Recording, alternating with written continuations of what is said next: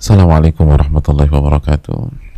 Bismillahirrahmanirrahim. Alhamdulillahirabbil alamin wa bihi nasta'in ala umuri dunya waddin. Wa nashhadu an la ilaha illallah wahdahu la syarika lahu wa anna Muhammadan abduhu wa rasuluhu wa nusalli wa nusallim ala nabiyyina Muhammadil mab'utsi lil alamin wa ala alihi wa sahbihi wa man sara ala nahjihi bi ihsanin ila yaumidin wa ba'd. Hadirin Allah muliakan, marilah kita membuka majelis ini dengan meminta pertolongan kepada Allah Subhanahu wa taala. Semoga Allah memberikan taufik kepada kita sehingga kita bisa menyimak, bisa mengikuti, bisa memahami, bisa mentadaburi dan bisa mengamalkan di dalam kehidupan kita sehari-hari sehingga ilmu ini menjadi ilmu yang bermanfaat. Bermanfaat bagi kita di dunia maupun di akhirat. Karena kata Al-Imam Asy-Syafi'i rahimahullahu taala, ulama yang sangat kita kagumi, sangat kita hormati dan menjadi rujukan fikih oleh mayoritas umat Islam di Indonesia. Beliau menyampaikan rahimahullah, al-ilmu ma nafa' wa laysa ma hufidh. Ilmu itu yang bermanfaat, bukan yang hanya sekedar dihafal. Ilmu itu yang bermanfaat buat kita dan bukan hanya sebatas yang kita hafal, yang kita ketahui, yang kita ikuti dan kita kaji. Oleh karena itu hadirin yang Allah muliakan, minta pertolongan kepada Allah agar ilmu itu bisa bermanfaat. Al-ibrah bil kaif walaysa bil kam, kata para ulama. Parameternya itu di kualitas ilmu, bukan banyak-banyakan ilmu tapi nggak bermanfaat. Sekali lagi, yang terpenting itu di kualitas. Kata para ulama, qalilun yabqa fayanfa' khairun min kathirin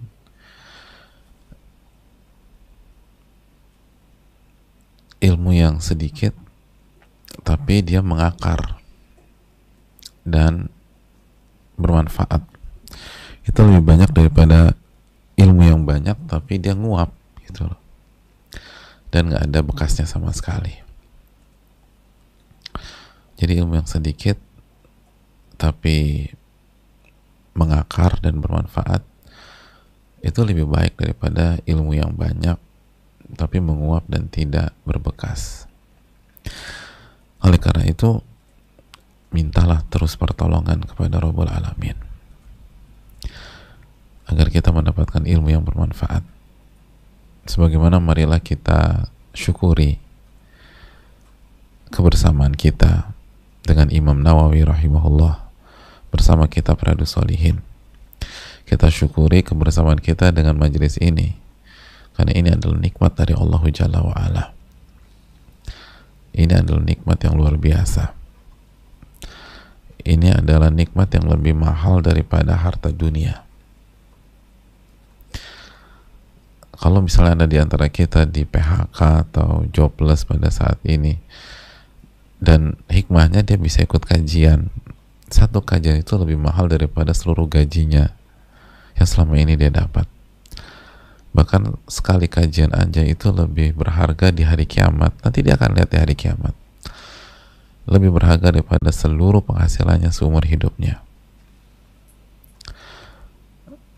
Qul bifadlillah wa birahmatihi fabidzalika falyafrahu huwa khairun mimma yajma'un. Allah berfirman dalam surat Yunus ayat kalau nggak salah 58 ya. Katakanlah, hendaknya mereka bergembira dengan karunia dan rahmat yang Allah berikan. Dan tafsir karunia dan rahmat dalam surat Yunus ayat 58 ini adalah iman dan Al-Quran. Yang sebagian menyatakan Al-Quran dan menjadi ahlul Quran. Jadi iman dan Al-Quran ketika kita dapatkan, kita disuruh gembira sama Allah. Enak nih perintahnya, suruh gembira. Disuruh gembira. Kenapa? Karena itu lebih baik, lebih mahal, lebih berharga daripada seluruh harta dunia yang mereka kumpulkan. Maka sekali lagi jamaah yang Allah muliakan, bersyukurlah kepada Allah dan terus menerus kita tingkatkan kualitas syahadatain kita. bahwa tidak ada sesembahan yang berhak diibadahi kecuali Allah, dan Nabi kita Muhammad SAW adalah hamba dan utusan Allah. Ingat terus bahwa tugas kita di dunia itu menghamba, tugas kita di dunia itu mengabdi, tugas kita di dunia itu ibadah. Wa ma khalaqtul jinna wal insa illa liya'budun. Tidaklah aku ciptakan jin dan manusia kecuali untuk beribadah kepada diriku. Itu tugas kita. Adapun seluruh dinamika kehidupan itu semua sarana, dan tidak ada yang tidak bisa kita gunakan untuk beribadah. Seberat apapun di situ adalah ada sarana ibadah. Kita lagi sakit. Sakit itu sarana ibadah yang bernama sabar. Sarana ibadah yang bernama ridho. Jadi tidak ada hal yang sia-sia jamaah yang Allah muliakan. Ini yang perlu kita camkan bersama-sama.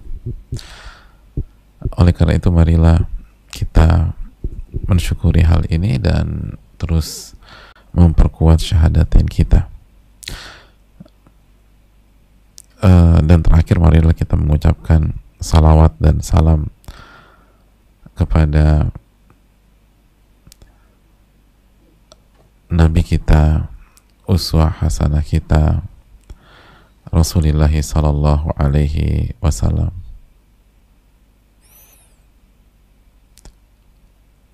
Dan segala atau semua sahabat, semua ahlul bait, semua keluarga dan semua umat beliau sampai hari kiamat kelak.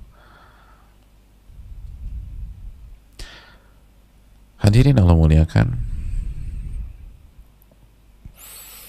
kita akan menuntaskan biiznillah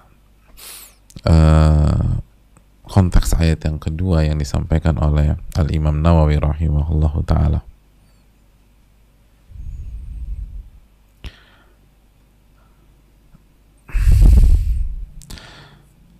Pada pertemuan yang lalu kita sudah membahas bahwa kita disuruh bersegera menuju ampunan Allah Subhanahu wa ta'ala dan surga yang lebarnya seluas langit dan bumi, yang dipersiapkan untuk orang-orang yang bertakwa. Lalu Allah menjelaskan beberapa ciri orang-orang yang bertakwa. Nggak semuanya, tapi ini beberapa ciri di dalam konteks ayat ini, yaitu orang-orang yang berinfak ketika lapang dan sulit, sehingga pada saat dia sulit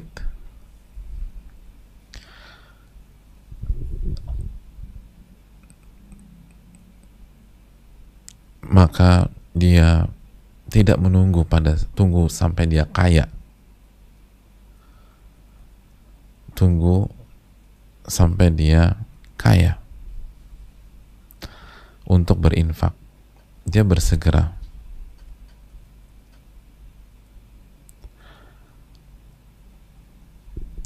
Dia tidak menunda-nunda.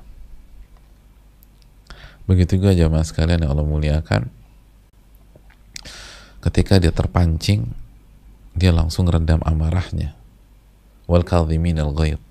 Dan dia tidak menunda-nunda. Besok kita bicara, enggak, dia langsung redakan. Saya lagi marah, jangan ganggu saya dulu, enggak. Dia langsung redam amarah tersebut. Dia enggak menunda. Dia tidak menunda. Dan itulah ciri-ciri orang-orang yang bertakwa. Dan dia mudah memaafkan manusia. Bahkan dia tidak menunggu orang itu minta maaf dulu ke dia. Kenapa? Karena dia disuruh bersegera, dan yang dia cari adalah cinta Allah Subhanahu wa ta'ala, bukan pengakuan orang tersebut. Jadi ketika dia maafkan, tujuan besar dia adalah mendapatkan cinta Allah. Wallahu yuhibbul muhsinin. Allah menyukai orang-orang yang berbuat baik. Bukan sebatas respect dari orang itu yang telah zolimin dia, atau pengakuan dosa orang yang menyakiti dia, atau ngaku bersalahnya orang yang bohongi dia misalnya, enggak, dia enggak terlalu tertarik itu. Orang itu taubat, alhamdulillah. Orang itu minta maaf, alhamdulillah. Tapi kalau enggak, wal afina anin nas, dia tetap memaafkan. Dan itulah ciri-ciri orang-orang terbaik. Kenapa Abu Bakar As-Siddiq radhiyallahu ta'ala menjadi manusia terbaik setelah para nabi dan rasul? Jamaah, karena ini. Salah satu faktornya karena ini. Sebagaimana dijelaskan Bakar Al-Muzani rahimahullah, bahwa Abu Bakar, kunci suksesnya Abu Bakar adalah di antara walakin syai'un waqara fi qalbi, sesuatu yang menancap di dalam hatinya. Dan yang menancap dalam hati dijelaskan para ulama, di antaranya an-nasihatu fil khalqi.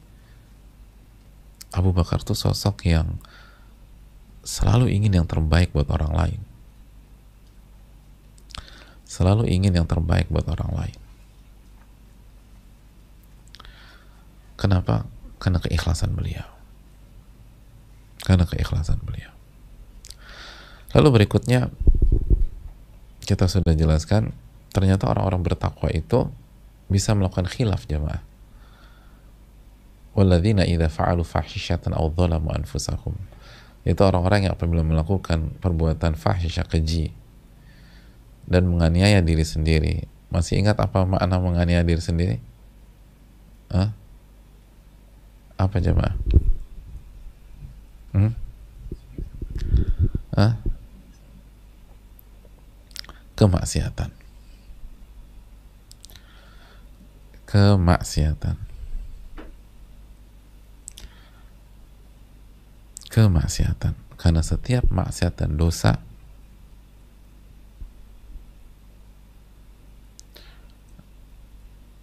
adalah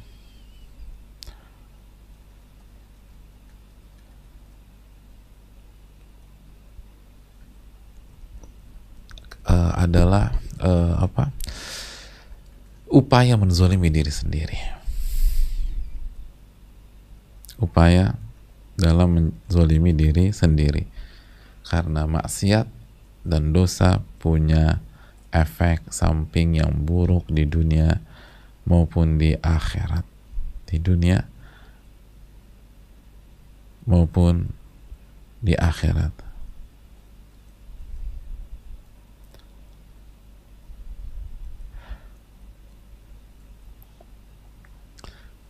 Maka konteksnya orang-orang yang bertakwa bisa khilaf. Bahkan bukan khilaf yang ringan, khilaf yang fatal, fahisyah, dosa besar, zina, dan lain-lain. Tapi yang membedakan mereka dengan orang-orang fasik, yang membedakan mereka dengan orang-orang yang fajir, ini poinnya. Dzakarullah fastaghfaru li dzunubihim wa ma yaghfiru dzunuba illallah wa lam yusiru ala ma fa'alu wa hum ya'lamun. Hadirin yang Allah muliakan, mereka mengingat Allah, maka mereka beristighfar terhadap dosa-dosa mereka, dan mereka yakin tidak ada yang mengampuni dosa kecuali Allah. Dan mereka hentikan, tidak mereka lanjutkan lagi, tidak menjadi pola, tidak terus menerus melakukan dosa. Dan mereka tahu bahwa Allah Maha mengampuni dosa, dan Allah nggak suka dengan perbuatan dosa mereka. Jamaah yang Allah muliakan,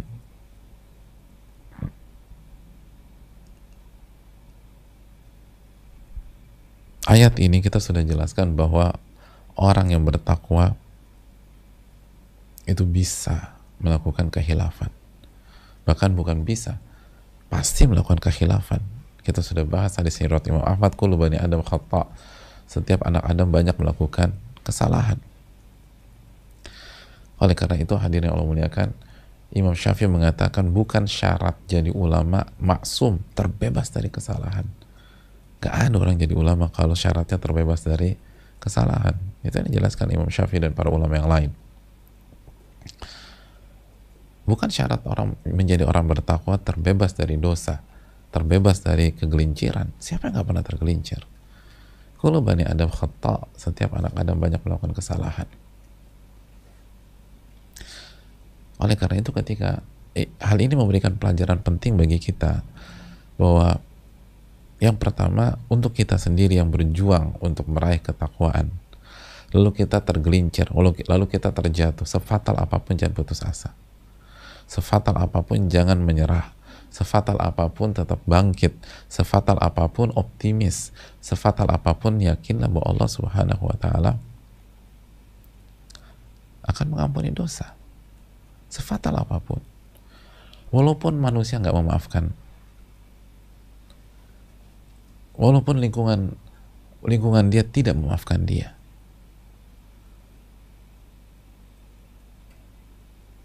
Hadirin, manusia bukan Allah Subhanahu wa Ta'ala, ya itulah manusia, tapi Allah Ghafurur Rahim. Asal kita benar-benar ingin bertobat, ya.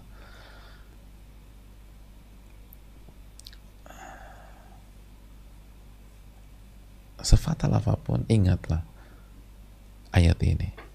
Itu bisa terjadi, fahisyah. Itu pelajaran pertama. Pelajaran kedua, untuk kita dalam menyikapi saudara kita.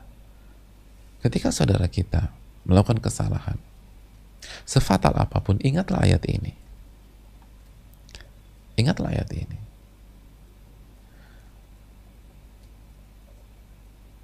Jangan menuntut kesempurnaan dari orang lain. Apalagi kita sendiri nggak sempurna.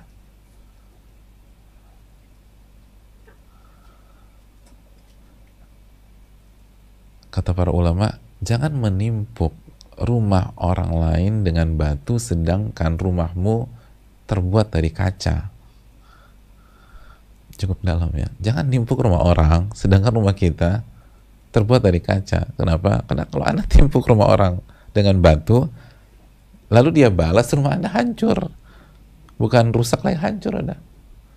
Dari kaca, pecah semuanya. Jadi jangan nimpuk rumah orang sedangkan rumah Anda terbuat dari kaca. Ketika kita lihat saudara kita salah, ingat ayat ini. Dan bisa jadi kesalahan dia walaupun fatal itu tidak menghilangkan status dia jadi orang bertakwa. Kan ini ayat berbicara tentang orang bertakwa. Ayat ini berbicara tentang orang yang bertakwa. Dan kita yang menggibahi dia, kita yang menutup pintu dengannya, bisa jadi terlempar dari ketakwaan. Karena ciri-ciri orang bertakwa apa tadi? Ayat sebelumnya. Wal afina 'anin nas. Orang-orang yang memaafkan manusia. Sekali lagi saya ulangi.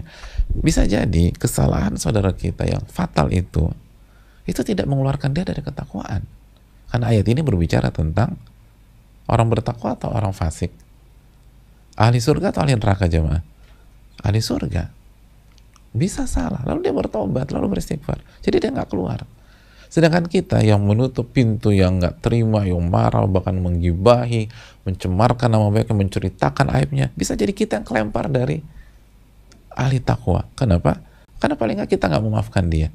Sedangkan di ayat sebelumnya, lihat lagi ayat sebelumnya, wal afina 'anin nas. Orang-orang yang menahan marah dan memaafkan kesalahan orang. Jadi dia yang buat kesalahan, kita yang kelempar dari ketakwaan, subhanallah. Itu dalam loh, jemaah. Dia melakukan kesalahan fatal, tapi kita yang terlempar dari ketakwaan. Kenapa? Karena kita tidak bisa menyikapi kesalahannya dengan bijak. Kita tidak bisa menyikapi kesalahan saudara kita dengan ketakwaan. Nah itu, Masya Allah. Kita nggak bisa menyikapi kesalahan saudara kita dengan ketakwaan.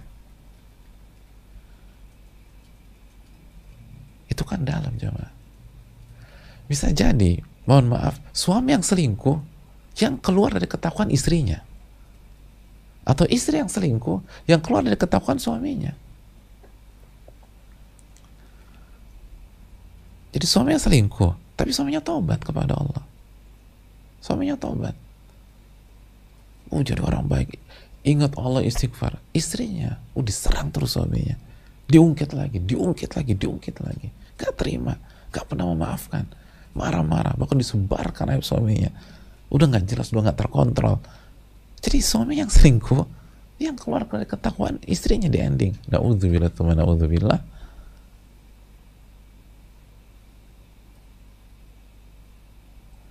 Ini yang perlu kita camkan. Jadi ketika kita melihat saudara kita salah atau sahabat kita salah, ingat ayat ini. Mungkin ayat inilah yang terjadi pada saudara saya. Alladzina idza fa'alu fahishatan aw dhalamu anfusahum dzakarullah aw fastaghfaru lidzunubihim. Mereka bisa melakukan kesalahan, tapi orang bertakwa akan mengingat Allah lalu beristighfar kepada Allah Subhanahu wa taala. Sekarang ini penting jamaah. Bagi kita yang melakukan kesalahan, ingat terus ayat ini. Jangan pernah berkecil hati. Sebagaimana bukan berarti membenarkan kesalahan kita, enggak juga. Bukan berarti justifikasi terhadap kesalahan kita, enggak. Siapa yang bilang itu?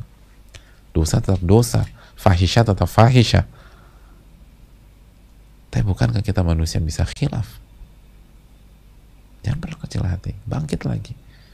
Adapun kita, atau faedah berikutnya, ketika kita melihat saudara kita salah, sikapi dia dengan ketakwaan.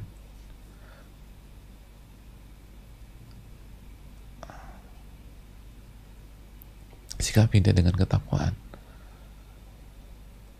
Jadi kadang-kadang kita suka lucu, kita suka bilang gini, di masyarakat ada yang suka bilang, masa dia udah ngaji begitu, bikin malu aja.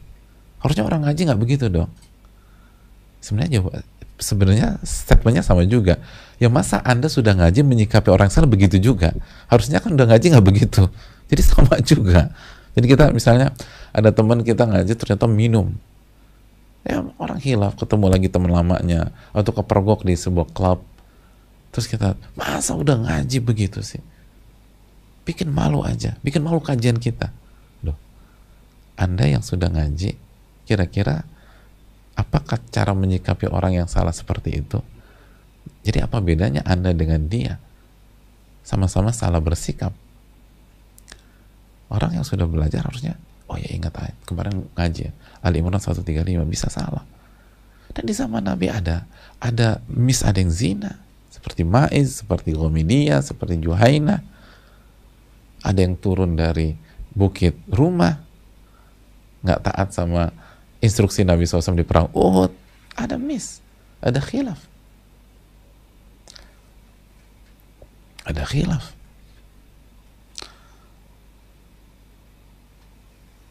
Ada mengeksekusi orang nggak boleh dieksekusi seperti Usama bin Zaid. Ada khilaf. Maka poinnya jamaah sekalian, apabila ada saudara kita, teman kita, atau orang yang berusaha soleh, orang yang berusaha bertakwa, melakukan kesalahan, melakukan khilaf, dan kesalahannya anggap saja fatal, maka mari sikapi mereka dengan ketakwaan juga. Sikapi mereka, respon mereka dengan responnya ahli takwa. Apa respon ahli takwa? Support mereka untuk beristighfar dan bertobat. Dukung mereka. Makanya diksi yang digunakan Nabi SAW apa? Dalam hadis Muslim, unsur akhaka zaliman au mazluma. Tolonglah saudaramu yang zalim dan yang terzolimi. Tolonglah saudaramu yang zalim dan yang terzolimi. Para sahabat bingung. Kalau menolong orang yang terzolimi, kita tahu ya Rasul Sallallahu Alaihi Wasallam. Tapi gimana cara menolong orang yang zolim? Kata Nabi SAW, tamna'u kamakal, cegah dia. Pencegahan dia dari kezoliman itu bentuk dukungan dan pertolongan kita. Jadi tolong kok saudara kita yang zolim, tolong saudara kita yang bermaksiat dengan cegah, dengan ajak lagi, ajak semangat, gunakan bahasa yang baik, doakan dia agar dapat hidayah, bukan dijatuhin, dinyinyirin, walaupun berbalut nasihat. Nah ini saya mau nasihati. Bukankah kalau mau nasihati orang ada banyak kata yang lebih santun dari apa yang Anda pilih?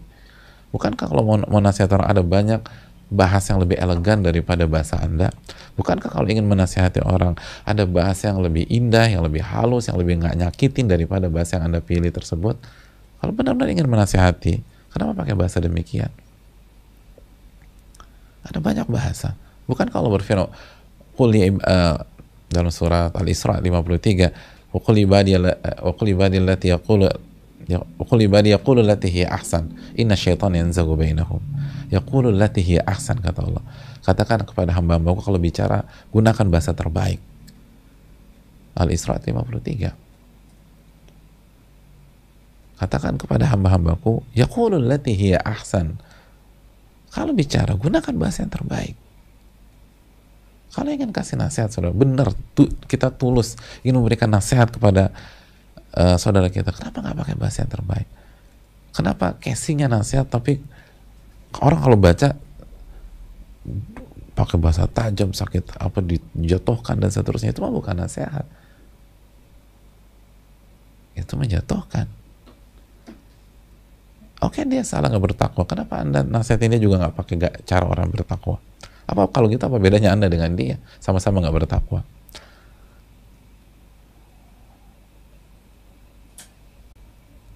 Oleh karena itu, hadirin Allah muliakan, mari saling tolong menolong. Itu poinnya. Karena masuk surga susah, jamaah, berat. Wa ta'awanu 'alal birri wat taqwa, maka saling tolong menolong di atas kebaikan dan ketakwaan. Dan ketika ada saudara kita yang tergelincir, apalagi kondisi sekarang susah kan, artinya ujian di hari-hari itu benar-benar sulit, maka bisa jadi orang tuh khilaf, orang itu down, orang itu jatuh, lalu kita menyikapi mereka tidak dengan ketakwaan, dengan dalih mereka nggak bertakwa. Ironi ya, Mas. Dan itu hebat ya, permainan syaitan tuh jago banget. Jadi dengan dalih dia nggak bertakwa, akhirnya kita sikapi dia ternyata dengan sikap bukan ahli takwa juga. Jadi apa bedanya? Gak ada bedanya. Maka mari kita berusaha bertakwa kepada Allah dan beristighfar kalau kita melakukan kesalahan, dan saling support, saling dukung. Lihat bagaimana Nabi kita Shallallahu Alaihi Wasallam menyikapi sahabatnya yang melakukan kesalahan.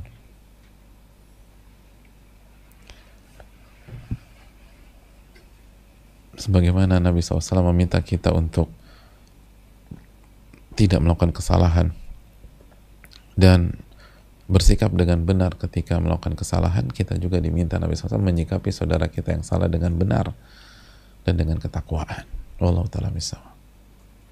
Dan semoga Allah mengampuni kita dan seluruh kaum muslimin dan memberikan hidayah kepada seluruh umat. Amin ya rabbal alamin. Yang terakhir jemaah sekalian, bahwa Al-Imam Muhammad bin Shalih Al-Utsaimin dalam Syarah Riyadhus Shalihin memberikan keterangan menarik tentang ayat ini. Jadi Al-Imam Muhammad bin Shalih Al-Utsaimin dalam Syarah Riyadhus Shalihin ketika menjelaskan konteks ayat ini, beliau menjelaskan bahwa ada hal menarik ketika Allah mengatakan walladzina idza fa'alu fahishatan aw dhalamu anfusahum dzakarullah fastaghfaru lidzunubihim, yaitu orang-orang yang apabila melakukan perbuatan keji dan menzalimi diri sendiri, mereka mengingat Allah, maka mereka beristighfar kepada Allah. Ini adalah sebuah pelajaran besar dalam hidup kita, bahwa kunci agar kita beristighfar dan agar kita banyak beristighfar, khususnya ketika melakukan kesalahan, adalah mengingat Allah. Mengingat Allah. Anna dzikrallah sababun litauba wa ruju' ilallah. Bahwa mengingat Allah adalah sebab seseorang itu taubat dan kembali kepada Allah. Mengingat Allah adalah sebab orang itu bertaubat dan beristighfar kepada Allah. Ini yang perlu kita camkan bersama-sama. Anna dzikrallah sababun litaubah warruju'i ilallah. Mengingat Allah adalah sebab seseorang itu bertaubat dan beristighfar dan mengingat Allah Subhanahu wa ta'ala.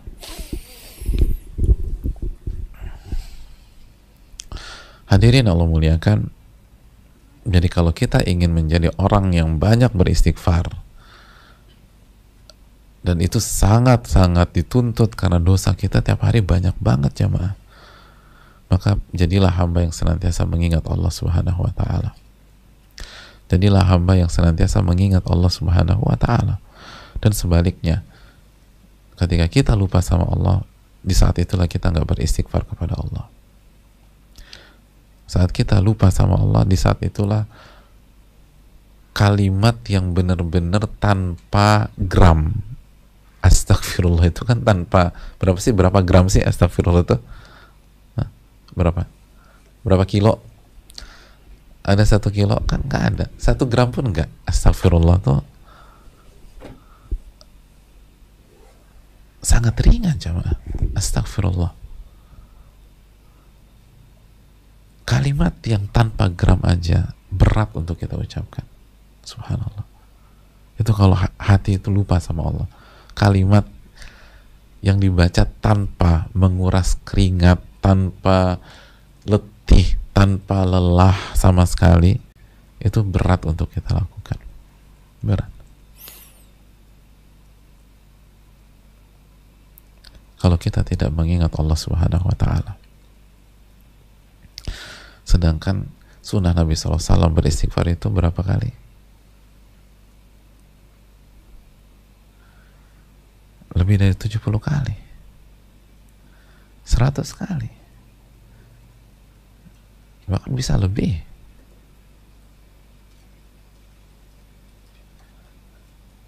Dan itu nggak mungkin kalau tidak mungkin kecuali jika kita mengingat Allah Subhanahu wa Ta'ala. Dan padahal ringan loh, 15 menit selesai, kita dikasih 24 jam jamaah. Itu istighfar 100 kali. Itu kita nggak pakai standar tadabbur yang luar biasa, yang masya Allah. Istighfar aja biasa, 15 menit selesai. Iya kan, 15 menit selesai. Atau setengah jam lah, sambil lebih direnungkan lagi, dihayati lagi, setengah jam. Setengah jam, 24 jam, kita nggak ada waktu. Bahkan diantara kita ada yang nggak pernah sekalipun dalam seumur hidupnya, nggak pernah beristighfar 100 kali sehari selama hidupnya, nggak pernah sama sekali. Subhanallah. Sedangkan gadgetnya bisa 2 jam, bisa 3 jam. Sedangkan ketika bicara politik bisa 1 jam, 2 jam. Sedangkan kalau bicara ghibah, aib orang bisa 2-3 jam. Istighfar seumur hidup nggak pernah. Sehari aja nggak pernah. Banyak banget sih 100, banyak banget lagi. Anda ngomong berapa kata sehari? Kenapa demikian? Bukan karena nggak mampu, karena lupa sama Allah. Ini ayatnya. Coba lihat lagi ayatnya. Walladzina idza fa'alu fahishatan aw dzalamu anfusahum dzakarullah fastaghfaru lidzunubihim. Dzakarullah, mereka ingat sama Allah, maka mereka beristighfar atas dosa-dosa mereka. Dzakarullah. Kenapa kita nggak pernah bisa istighfar 70 kali atau 100 kali? Karena kita nggak ingat sama Allah. Yang kita ingat makhluk. Yang kita ingat manusia. Yang kita ingat harta. Ada waktu kosong lihat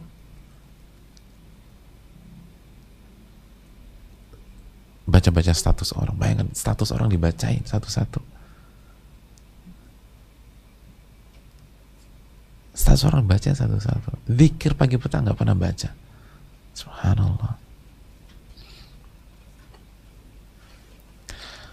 Udah dibaca lalu dibahas. Kayaknya si A lagi ada masalah deh. Kenapa? Iya. Kamu baca nggak statusnya hari ini? Subhanallah. Kamu baca nggak statusnya hari ini? Al-Baqarah nggak dibaca. Kulhu nggak dibaca, Kul a'udzu birabbil falaq, istighfar nggak dibaca, Coba kamu baca deh. Iya ya,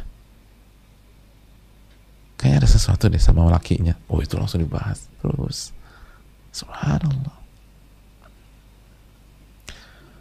Jadi wajar kalau kita nggak beristighfar, karena kita nggak ingat sama Allah Jalla wa'ala.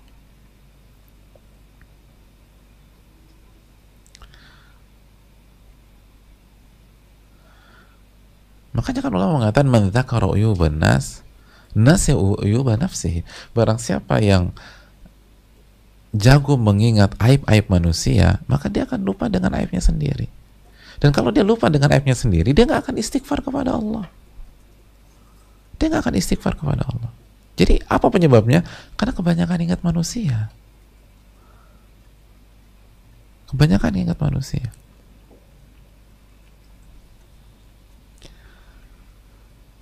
Barang siapa yang suka ingat kesalahan orang, aib orang, miss orang, dia akan lupa dengan kesalahannya sendiri. Dan kalau dia lupa kesalahan sendiri, dia akan lupa dengan istighfar. Jadi buat simpel hadirin, ingat sama Allah Subhanahu wa taala. Ingat kepada Allah Rabbul Alamin.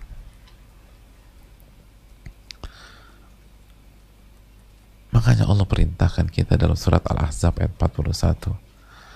Ya ayyuhalladzina amanu udhkurullaha dzikran katsira. Udhkurullaha dzikran katsira. Wahai orang-orang beriman, berzikirlah, ingatlah Allah dengan zikir yang banyak.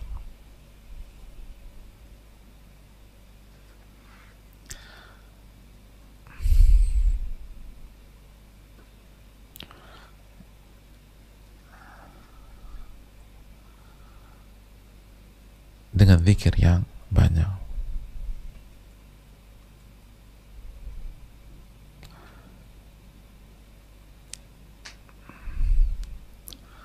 Bukan satu, bukan dua, bukan tiga, bukan empat. Berzikirlah kepada Allah dengan zikir yang banyak. Kalau kita ingin beristighfar, ingat Allah. Dan ayat ini menunjukkan bahwa kesalahan orang bertakwa tidak menghalangi dia untuk mengingat Allah. Nggak menghalangi dia. Dan itu bedanya. Orang yang bertakwa tuh ketika melakukan khilaf atau itu sensor takwanya tuh jalan jemaah. Jadi dia tetap ingat Allah. Iya, ya Allah salah nih. Ingat azumatillah. Ingat kebesaran Allah Subhanahu wa taala. Keagungan Allah Subhanahu wa taala. Kok saya bisa lakukan hal sebodoh ini? Allah tuh udah baik banget sama saya. Allah udah kasih saya semuanya. Iya, saya salah tadi. Saya nggak bersyukur sama Allah. Saya gunakan apa yang Allah kasih untuk maksiat. Jadi orang-orang bertakwa itu sensor takwanya main hadirin. Walaupun dia melakukan kesalahan, walaupun terjatuh ke lembah maksiat, sensor takwanya masih main. Kayaknya kita salah nih. Itu ada. Nah ketika kita merasakan itu, bersyukurlah kepada Allah. Berarti sensor takwa kita tuh masih aktif. Beda dengan orang fasik, udah lupa, udah nggak inget sama sekali. Masih ingat kan kisah 3 orang yang terperangkap dalam gua? Salah satunya apa? Yang dia sangat mencintai sepupunya itu. Lalu dia ingin berzina. Mereka udah masuk kamar. Saya ingin tanya, sebatas masuk kamar dengan wanita yang bukan mahram, hukumnya apa? Masuk kamar berdua-duaan, sebatas masuk kamar berdua-duaan dengan wanita yang bukan mahram kita, dan nggak ada siapa-siapa, hanya kita sama dia, jangan kita yang enak, hanya laki-laki itu dengan wanita tersebut, udah masuk kamar, udah gitu pakaian sudah ditanggalkan, kata dalam riwayat kan dia sudah berada di posisi yang tinggal eksekusi aja. Di posisi yang sudah tinggal eksekusi, sebagaimana suami dengan istri. Itu sebatas itu hukumnya apa jemaah? Kan haram. Tapi begitu wanita itu mengatakan janganlah engkau masuki cincin kecuali dengan haknya, ingat sama Allah nih, subhanallah, ingat sama Allah. Ya nggak boleh ini. Padahal udah jelas ini suasana bukan suasana ketaatan, bukan suasana i'tikaf, bukan suasana sedang tafakur, kan bukan. Bukan tafakur, bukan i'tikaf, bukan sedang muhasabah, bukan sedang qiyamul lail. Ini suasana kemaksiatan yang dia arrange sendiri. Tapi begitu kalimat jangan kau masukkan cincin kecuali dengan hak, ingat dia, subhanallah, gak boleh ini. Akhirnya ditinggalkan. taubat kepada Allah Subhanahu wa taala. Nah itu loh. Itu bagaimana kekuatan dari zikrullah itu luar biasa bagi orang-orang yang bertakwa.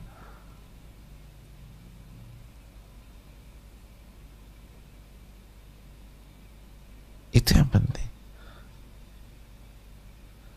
Jadi orang-orang yang bertakwa itu masih seringkali punya pertahanan terakhir. Mungkin dia miss di pertahanan pertama, lepas lagi pertahanan kedua, lepas lagi pertahanan ketiga, tapi dia punya pertahanan terakhir. Dan kalau ternyata pertahanan terakhir bobol juga, itu dia masih bisa ingat lagi sama Allah setelah itu. Sebagaimana ayat ini kan, wa idza alladzina idza fa'alu fahishatan aw dzalamu anfusahum, jika dia melakukan fahisyah atau zalim diri sendiri, dia ingat Allah. Jadi ini semua pertahanan udah bobol. Jadi lapis-lapis pertahanannya udah dijebol dan gol gitu. Jadi tim lawan atau tim syaitan sudah bisa mencetak gol, itu orang bertakwa masih bisa ingat sama Allah. Iya sih, kita salah. Lalu mereka bisa bangkit lagi. Subhanallah. Dan itulah kebaikan Allah kepada kita. Subhanallah. Rahmat Allah kepada ahli takwa. Walaupun udah gol, belum kartu mati, Allah masih kasih kesempatan kita ingat lagi sama Allah. Bukankah mengingat Allah itu taufik dari Allah Subhanahu wa taala? Bukankah mengingat Allah setelah melakukan kesalahan adalah rahmat dari Allah Subhanahu wa taala? Sehingga kita dikasih kesempatan kedua, kesempatan ketiga, kesempatan keempat. Dan kadang-kadang kita lupa.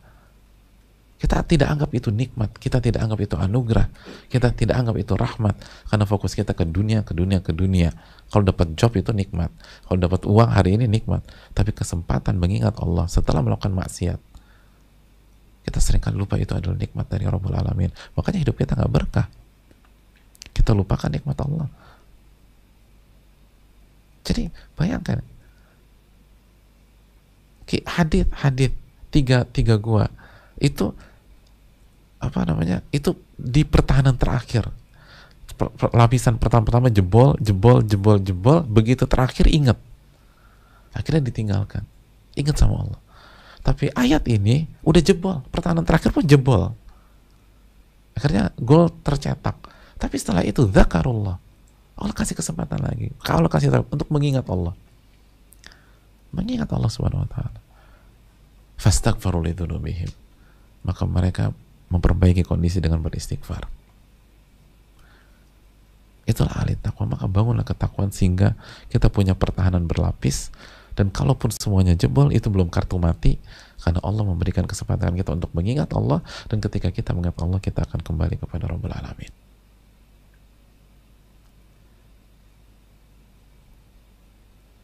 Lihat bagaimana penjagaan Allah Subhanahu wa taala. Ingatkah kita sabda Nabi yang sudah kita bahas, hadis Ibnu Abbas, ihfadillah yahfadka, jagalah hak Allah, niscaya Allah akan jaga kamu. Jagalah hak Allah, jagalah hak Allah, insya Allah akan jaga kamu. Salah satu bentuk penjagaan terbesar kan dijaga dari api neraka. Dan salah satu bentuk penjagaan dari api neraka kan, walaupun kita sudah melakukan kesalahan dan seluruh defense kita jebol, seluruh pertahanan kita jebol, Allah kasih kesempatan lagi untuk mengingat Allah. Allah subhanahu. Alhamdulillahirabbil alamin. Ini yang perlu kita renungkan, hadirin. Allah maha baik kepada kita. Dan kalau ini rahmat Allah kepada orang yang bermaksiat, kepada orang yang melakukan fahisyah, kepada orang yang membuat perbuatan keji, lalu bagaimana rahmat Allah kepada orang yang telah melakukan ketaatan, melakukan amal soleh? Bagaimana rahmat Allah kepada orang yang sabar? Ini rahmat Allah. Ayat ini rahmat Allah kepada orang yang melakukan fahisyah, perbuatan keji, jemaah. Keji. Dengernya aja udah gak enak, keji. Lalu bagaimana rahmat Allah kepada orang yang sabar? Walaupun sulit, tapi dia sabar. Ini bisa disampaikan. Semoga bermanfaat. Kita buka sedikit waktu untuk sesi tanya jawab. Barang siapa yang ingin bertanya atau mengkoreksi, saya berikan kesempatan. Wassalamualaikum warahmatullahi wabarakatuh.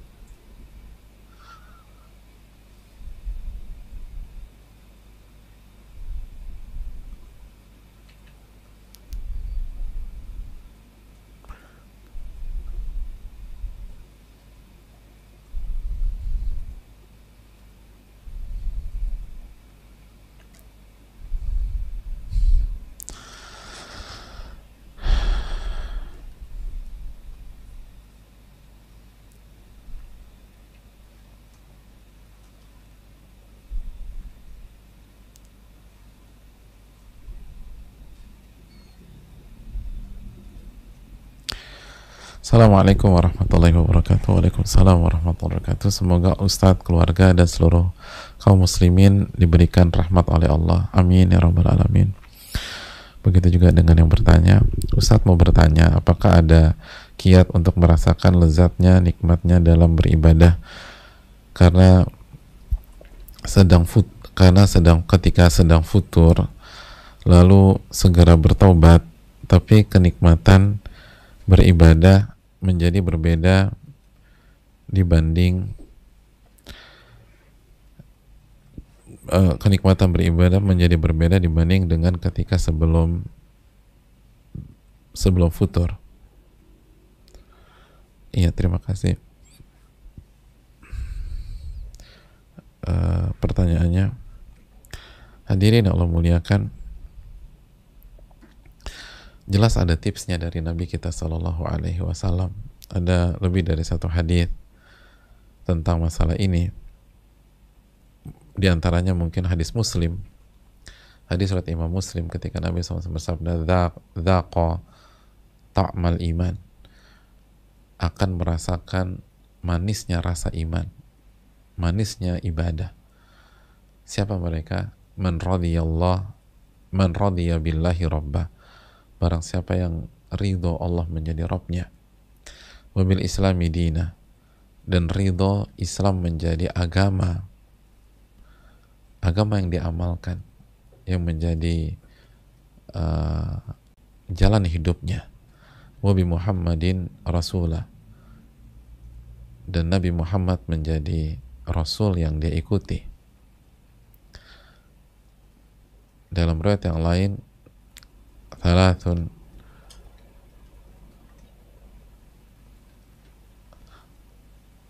man kunna fihi wajada bihinna halawatal iman.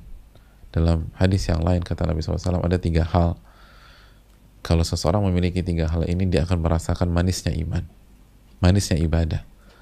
Yang pertama, an yakuna Allah wa rasulah ahabba ilaihi mimman siwahuma, Allah dan Rasulnya lebih ia cintai dibanding siapapun juga.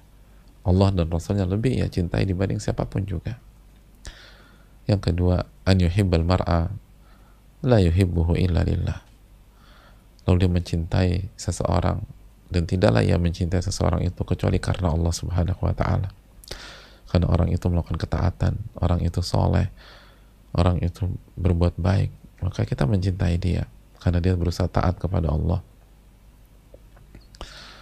Lalu yang ketiga, an yakrah, ia membenci kekufuran setelah Allah selamatkan dia, sebagaimana ia membenci jika dirinya dilemparkan ke dalam kobaran api atau dilemparkan ke neraka. Itu 3 hal yang seyogyanya dikaji secara khusus ya. Suatu saat kita bisa kaji di sini luar biasa. Tapi kalau ditanya, itulah jawaban dari Nabi kita Sallallahu Alaihi Wasallam. Dan ketika kita futur lalu kita taubat, kalau taubat kita benar, insya Allah kita akan dapat itu, insya Allah. Asal taubat kita benar lalu kita amalkan 2 hadis tadi, maka kita akan merasakan kenikmatan bahkan lebih dari sebelum kita futur.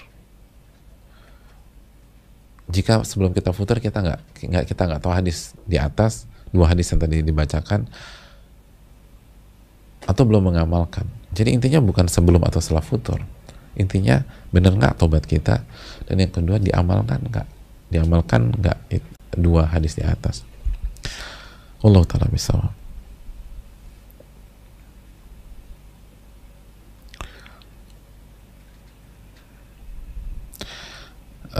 Assalamualaikum Ustadz, izin bertanya, saya sekarang berada pada kondisi terlalu panik dan sangat cemas hingga berujung pada takut akan kematian. Bagaimana solusinya Ustadz? Apa bisa diredakan dengan zikir yang banyak? Terima kasih jazakallah. Jelas obatnya zikir jamaah.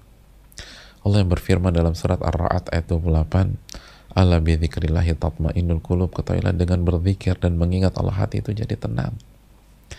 Hati itu jadi tenang. Ketenangan itu berzikir kepada Allah. Ketenangan itu adalah berzikir kepada Rabbul Alamin.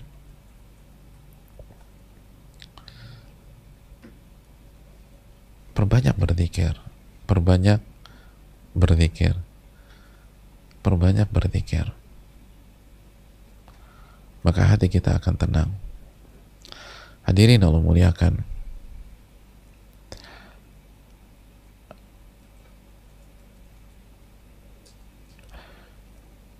Tapi zikir bukan hanya dengan lisan. Ketika kita berzikir, coba resapi maknanya, hayati. Lalu kita berusaha amalkan dalam kehidupan kita. Itu yang membuat orang itu akan jadi tenang. Hayati. Hayati jamaah sekalian. Kata Ibnu Qayyim, di dalam hati seseorang tidak ada sebuah ruang dalam hati kita yang tidak bisa diisi kecuali dengan zikrullah dan ma'rifatullah. Dan kalau itu ruang nggak diisi, kita nggak akan tenang. Kita nggak akan dapat kebahagiaan yang sejati. Jadi coba isi dengan zikir. Coba isi dengan zikir. Wallahu ta'ala bisawab.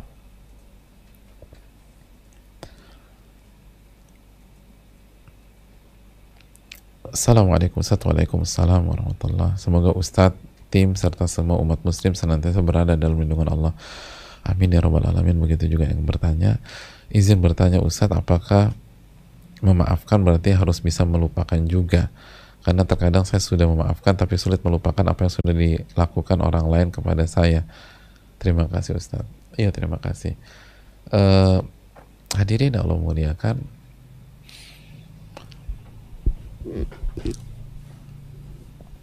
lupakan, tutup memori itu dan lanjutkan perjalanan kehidupan kita. Udah, lupakan. Dan kalau kita nggak lupakan, nggak enak hidup itu jamaah. Nggak enak, akhirnya kita trauma. Padahal itu bukan itu tujuan hidup kita. Tujuan hidup kita itu untuk beribadah, bukan untuk trauma. Tujuan hidup kita untuk beribadah kepada Allah, bukan untuk mengingat kesalahan orang kepada kita.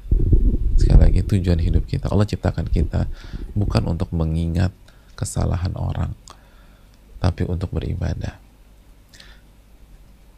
Tugas kita itu bukan mengingat kesalahan orang, tapi mengingat Allah. Itu yang harus kita camkan. Tugas nih, kita hidup ada tugas kan. Tugas kita mengingat Allah, bukan mengingat kesalahan orang kepada kita. Tugas kita tuh mengingat Al-Quran, menghafalkan Al-Quran, bukan menghafalkan kesalahan orang kepada kita. Gak enak hidup demikian. Gak enak. Allah ta'ala bisawab. Makanya Al-Imam Abu Nu'aim membawakan ucapan para ulama. Kata beliau, kalau Anda ingin balas, itu hak Anda, tapi Anda gak pernah bisa tidur nyenyak. Tapi kalau Anda maafkan, Anda lupakan, Anda kan bisa tidur nyenyak. Anda pilih yang mana coba? Lihat ulama kasih tips tuh simpel ya.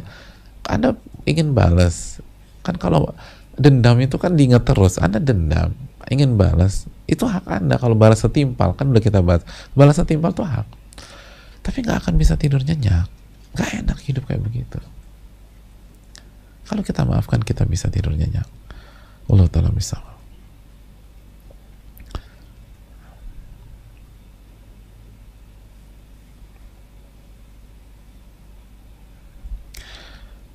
Maaf, saya ada pertanyaan. Assalamualaikum warahmatullahi wabarakatuh. Waalaikumsalam warahmatullahi wabarakatuh. Maaf, saya ada pertanyaan. Nggak usah minta maaf, nggak apa-apa, nanya aja. Nggak buat salah kok. Tapi makasih adabnya. Bila saya telah melakukan perbuatan jahat kepada orang lain dan saya sudah menyesali, apakah itu sudah bisa menghapus dosa saya walaupun saya belum meminta maaf kepada orang tersebut dan belum memberikan balasan atas dosa yang pernah saya lakukan? Terima kasih. Waalaikumsalam warahmatullahi wabarakatuh. Ya.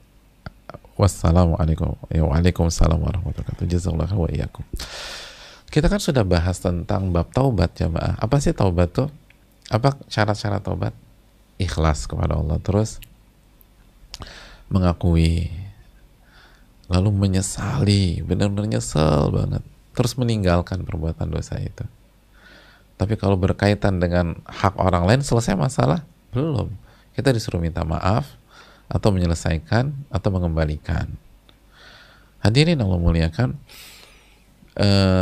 kalau artinya kalau kita mengambil sesuatu dari dia, kita harus kembalikan, kecuali kalau dia halalkan.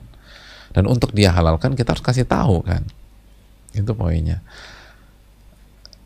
Jadi tergantung nih, kita pernah ngambil sesuatu nggak, atau memang cuma butuh kata maaf aja, cuma butuh kata maaf. Tapi kalau misalnya kalau misalnya kita ambil sesuatu, kita harus kembalikan. Dan kalau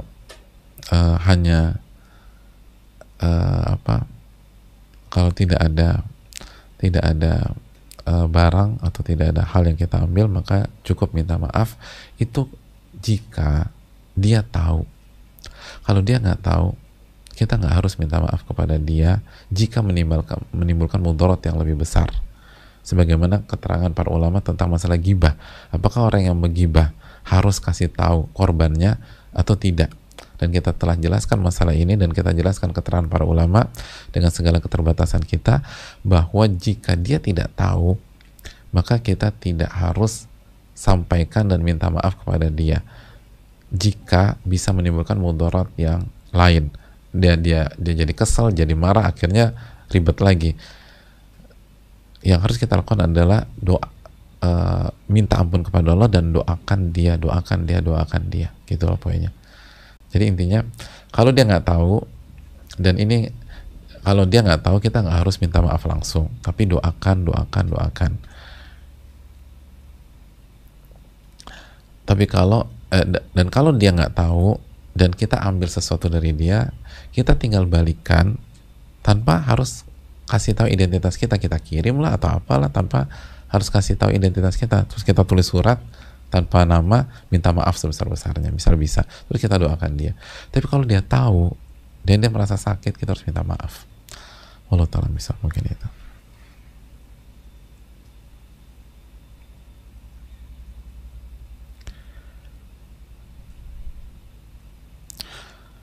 Assalamualaikum warahmatullahi wabarakatuh. Waalaikumsalam warahmatullahi wabarakatuh. Semoga Ustadz, keluarga beserta seluruh tim dan kaum muslimin selalu diberikan rahmat dan taufik dari Allah Subhanahu wa taala. Amin ya rabbal alamin. Begitu juga dengan yang bertanya. Izin bertanya Ustadz, pada episode menahan marah dikatakan kita perlu meredam ghaidh. Namun bagaimana jika pada titik tertentu kita jadi apatis dan rasanya tidak punya rasa marah lagi? Kira-kira apakah sikap seperti itu tepat? Jika tidak, bagaimana menyikapinya? Terima kasih. Jazakallahu khairan, barakallahu fikum. Ya, wa iyyakum wa fikum, barakallah. Bisa ya nggak punya sifat marah lagi? Mungkin bisa ya. Tapi intinya gini loh, kita ini nggak marah itu taqarruban, jamaah, dalam upaya mendekatkan diri kepada Allah. Jadi kalau Allah minta kita marah, kita marah. Maksudnya apa? Kan marah karena Allah. Kata Nabi SAW, awthaqu ural iman hubbu fillah wa bughdhu fillah. Tali iman yang paling kokoh itu cinta karena Allah dan benci atau marah karena Allah, bukan karena pribadi. Jadi kita itu nggak marah, menahan marah itu taqarruban, mendekatkan diri kepada Allah, mendekatkan diri kepada Allah Subhanahu wa taala. Itu yang perlu kita renungkan dan kita dapat pahala. Kita itu nggak marah karena mencari cinta Allah. Tadi kan Ali Imran 134 yang kita baca kan itu. Wal kadhiminal ghaidha wal 'afina 'anil nas wallahu yuhibbul muhsinin. Yang menahan amarah, memaafkan, dan Allah mencintai orang-orang yang berbuat baik. Jadi itu poinnya. Semua tergantung Allah Subhanahu wa taala. Tergantung Allah Subhanahu wa taala. Assalamualaikum warahmatullahi wabarakatuh. Waalaikumsalam warahmatullahi wabarakatuh. Semoga Ustadz, keluarga, tim, dan seluruh umat muslim di muka bumi mendapatkan perlindungan, rahmat, taufik, dan hidayah dari Allah. Amin ya rabbal alamin. Afan, saya mohon nasihat Ustadz, bagaimana cara agar hati ini betul-betul ikhlas memaafkan sikap suami yang tidak pernah beriktikad untuk menafkahi istrinya. Tidak pernah beriktikad untuk menafkahi istrinya. Bagaimana sikap yang seharusnya diteladani? Jazakallahu khairan. Ya, terima kasih. Yang pertama, bagi para istri yang ikut dan punya suami yang menafkahinya dan sayang sama dia, bersyukurlah kepada Allah. Nggak semua wanita seberuntung kita. Dan kalau kita lupa bersyukur, khawatir Allah cabut nanti. Jadi bersyukurlah kepada Allah. Dan untuk yang bertanya, maafkan, amalkan dulu deh yang kita bahas. Jangan marah gitu, jangan marah, sabar, dan maafkan suami kita, dan minta pahala dari Allah Subhanahu wa taala. Minta pahala dari Allah. Dan kalau bisa nggak nuntut, jangan tuntut. Nabi SAW bersabda, tu'addunal haqqal ladzi 'alaikum wa tas'aluna Allah alladzi lakum. Kalian tunaikan kewajiban kalian dan tunaikan hak orang lain dan minta hak kalian kepada Allah. Berat sih, tapi kalau kita bisa di level itu tuh luar biasa. Tunaikan kewajiban kita dan berikan hak orang dan minta hak kita kepada Allah Subhanahu wa taala. Itu poinnya. Dan kalau bisa, biar suami kita nggak berdosa, tanggalkan hak kita aja. Sebagaimana surat An-Nisa 128. Biar suami kita nggak berdosa. Dan insya Allah itu bakti kita kepada suami kita. Walaupun mungkin suami kita zalim. Tapi semoga kalau kita mulai dengan kebaikan, Allah akan urai masalah rumah tangga kita dan Allah kasih hidayah buat suami kita. Jadi kalau kita tanggalkan dan kita udah maafkan, insya Allah itu ngebantu suami kita. Dan semoga Allah kasih hidayah karena kita sudah berbuat baik. Dan dalilnya surat An-Nisa 128, tapi panjang kalau kita baca ayat itu lagi. Kan cukup panjang lah keterangan ayat itu, tapi saya mention aja An-Nisa 128. Udah ada tuh di slide ya. Ini mura'atun khafat min ba'liha nusyuzan aw i'rada fala junaha 'alaihima an yusliha bainahuma sulha wa sulhu khair wa uhdiratil anfusus syuh. Itulah. Tapi ayat ini butuh dikaji khusus, bahkan mungkin satu pertemuan. Ayat ini menarik banget buat ibu-ibu. Mungkin di kajian ibu-ibu ya kita bahas ayat ini. Insyaallah biidznillah. Ya, saya rasa cukup sampai di sini. Doakan dan juga doakan suami kita semoga dapat hidayah. Ngeluh nggak akan merubah hasil, tapi doa bisa merubah takdir, kata Allah Subhanahu wa taala. Jadi kenapa kita ngeluh, kenapa kita nggak banyak doa? Ini yang bisa disampaikan. Subhanakallahumma wa bihamdika la ilaha illa anta astaghfiruka wa atubu ilaik. Rabbana taqabbal minna. Allahumma inna nas'aluka ilman nafi'an wa na'udzubika min ilmin la yanfa'. Assalamualaikum warahmatullahi wabarakatuh.